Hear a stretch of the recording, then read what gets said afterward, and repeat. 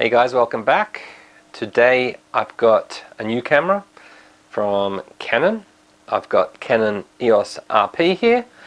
I'm going to be talking about this camera, its strengths, its weaknesses, what I like, what I don't like, and I'm going to show you some of the results that I got. Let's get into it.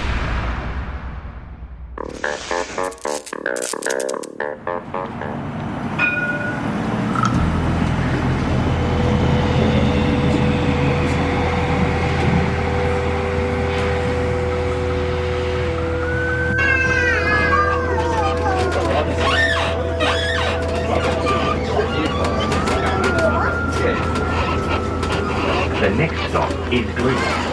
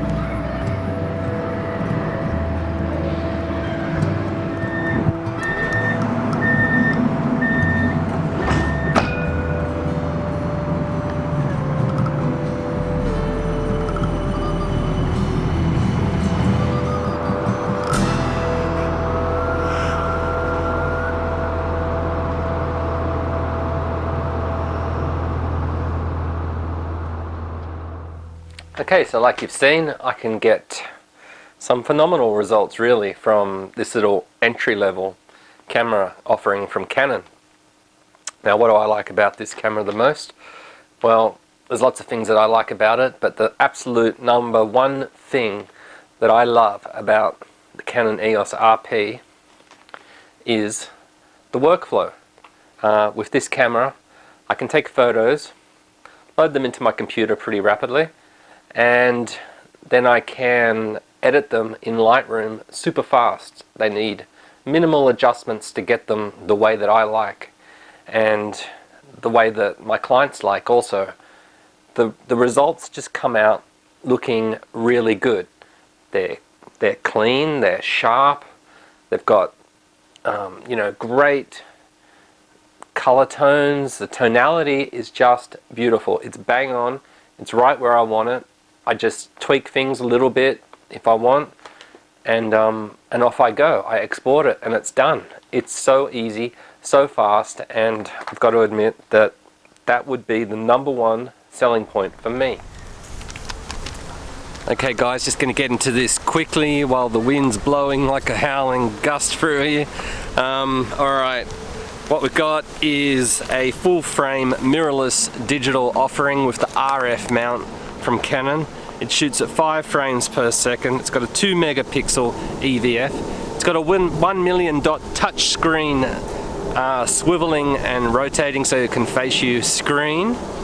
It's got a shutter speed range of 1/4000th of a second to 30 seconds with full silent shooting in electronic first and rear curtain. It's got an ISO range of 100 to 40,000. Its weight is less than 500 grams, so very light. It's got full connectivity with Bluetooth, Wi-Fi, NFC to smartphone devices and the like. It features 4K video at 25 and 24. It features 1080p at 60, 50, 30 and 25. It has dual pixel autofocus with more than 4,000 autofocus points, so a massive number of autofocus points, virtually infinite. It's got eye autofocus with tracking. It has, of course, Canon's dual pixel autofocus system, which is amazing. It has a time-lapse feature for those that want to make time lapses. That's just the quick overview of the specifications of this camera. Of course, it has other features in it. I'm not going to go into every little detail in this video as I'll be here all day and don't want to bore you to tears, and so that's the overview of the specifications.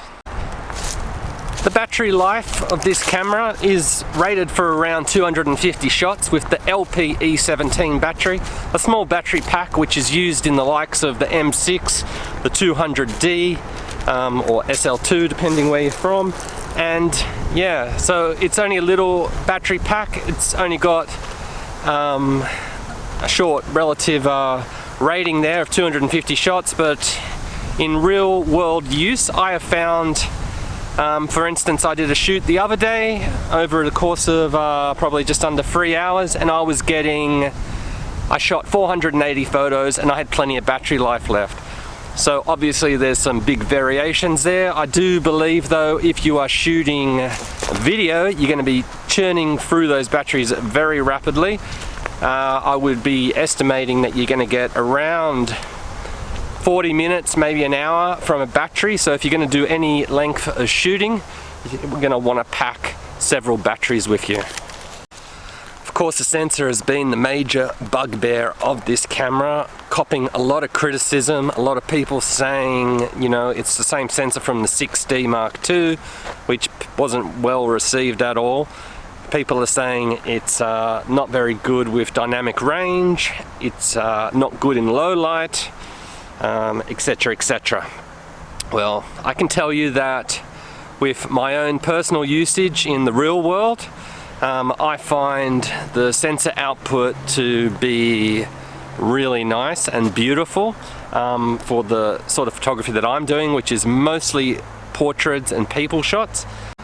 I will say that the noise performance of this sensor is rather poor.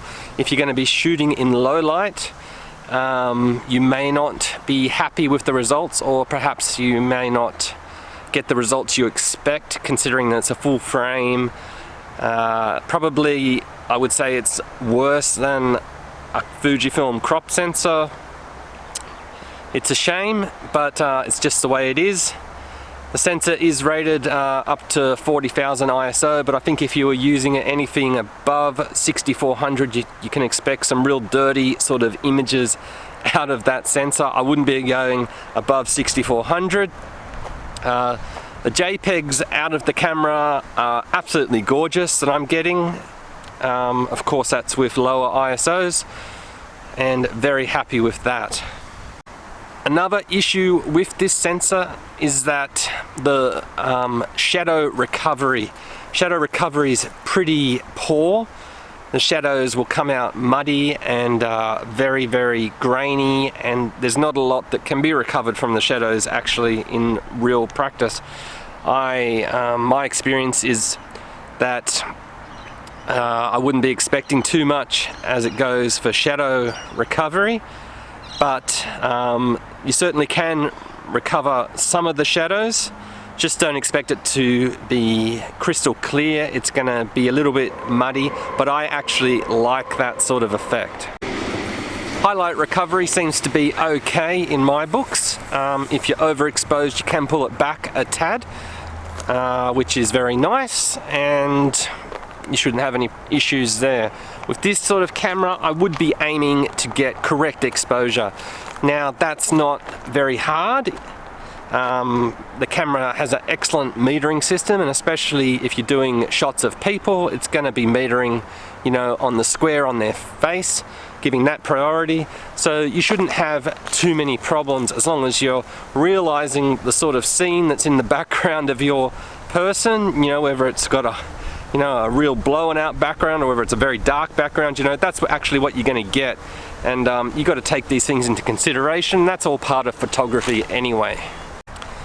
For me, the camera feels very comfortable in the hand. I'm using it with the optional grip that goes on the bottom. It's not a battery grip, it just provides about 1 centimeter extra of grip, and it replaces the battery door. You take the battery door off and it's got a battery door built into that grip.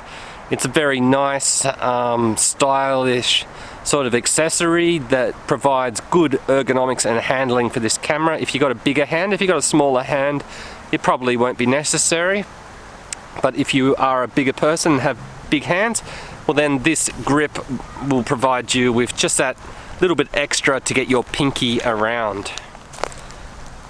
Okay, looking at the video from this camera, I find the video to be excellent.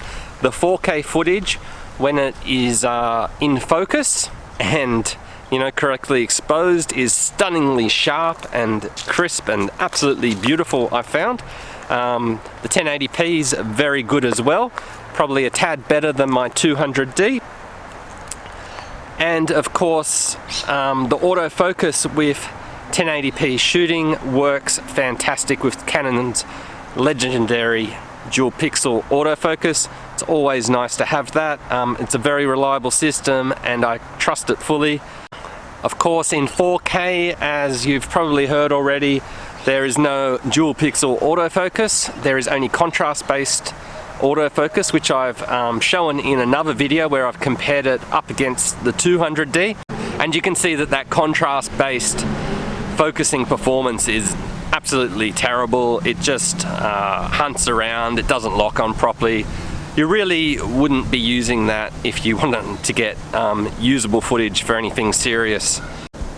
In 4K you can record at 25 or 24 frames per second, and you're going to have a crop in on the sensor, so you're going to be able to use EFS glass if you have it with the adapter to shoot your 4K footage.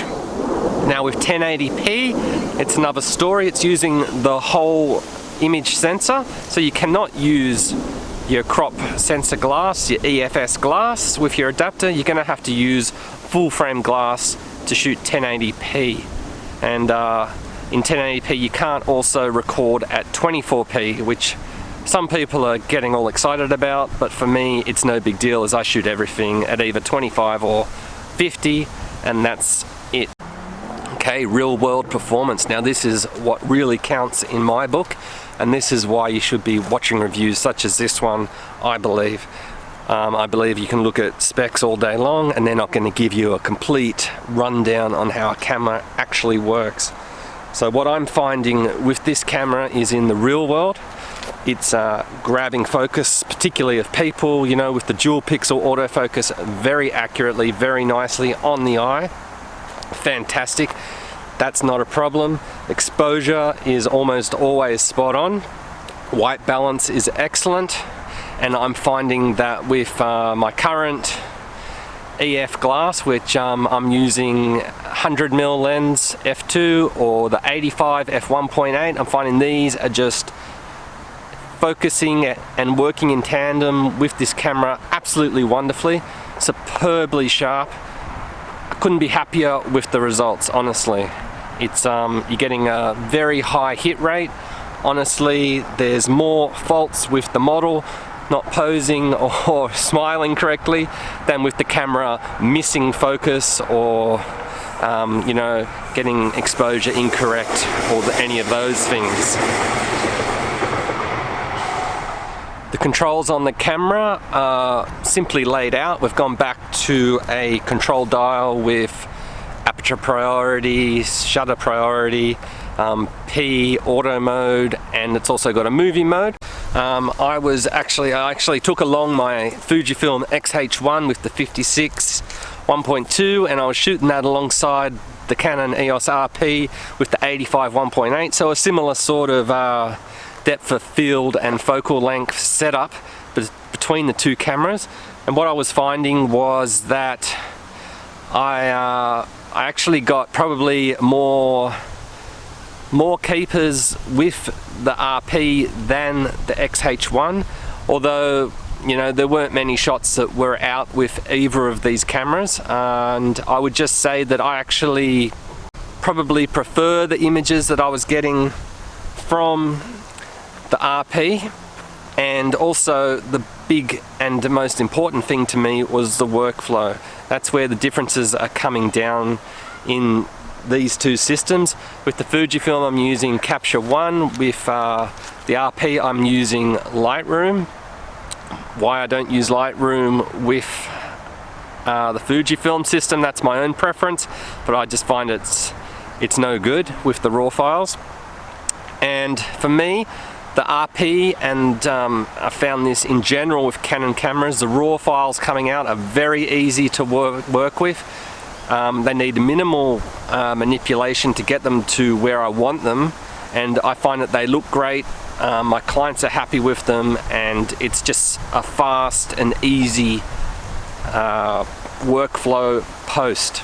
Whereas with Fujifilm it's a little bit more clunky, although once you get into the swing of it, it's not so bad, but it's still definitely a whole lot easier with the Canon.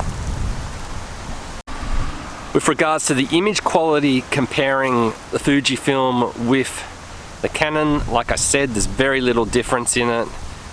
They both look really fantastic, and I couldn't be happier with both of them. And I have to say that the Canon is for a cheaper system overall. You know, the lens costs less, the body costs less, and I'm getting results that are just as good, if not better sometimes. But as far as the sharpness of the glass goes between those two, you're probably curious. I would say that the 85 lens, which is, you know, probably a third of the cost of the Fujifilm lens, is just a tad less sharp. I mean it's just a hair less. So really, hats off to the Canon. And yeah, that's pretty amazing.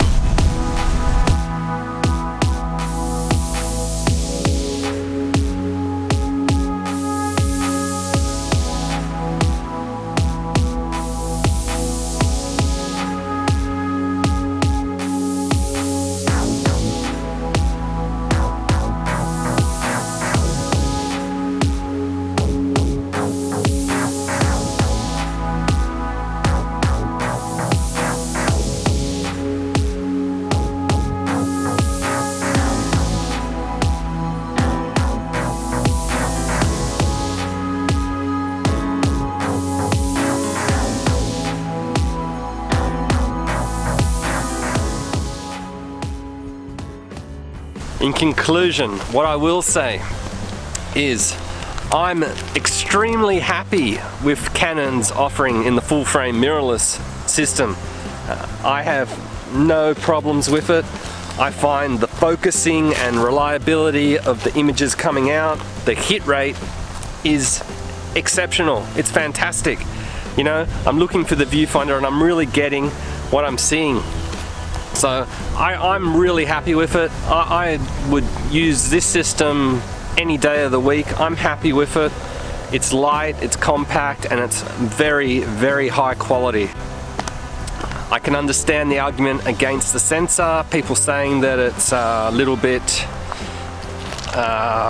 underrated, I guess, compared to other sensors, which it is. It is not as well performing as other sensors, but that's not such a huge deal to me.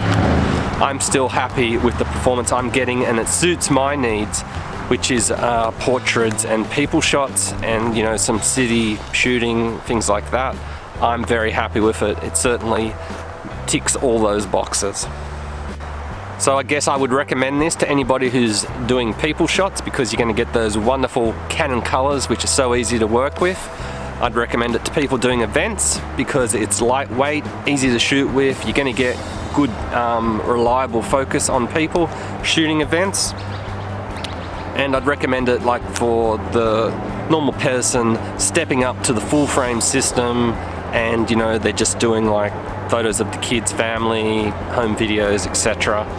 And I think it would suit their needs. I would not recommend it for the person who's looking for, you know, extreme sort of videography work, where they have very high expectations of being able to use high frame rates, or where they have particular needs for their video production. It's not going to satisfy those people at all. I probably wouldn't recommend it so much for the landscape persons, although I believe it could be used for that, no problem. But if you had the choice between that and something else, I think you'd go with something else. And obviously for low light, this is not going to be your first choice either. So that's my review of the Canon EOS RP, a camera that I really enjoy. I love the fast workflow with it, and I love the focusing accuracy, and I love using the Canon colors and the Canon lenses. So I'm super stoked with this camera. Despite the dismal reviews, my review is a thumbs up for this camera. I'm super happy with it. I hope you've enjoyed this review. Remember, this is my opinion.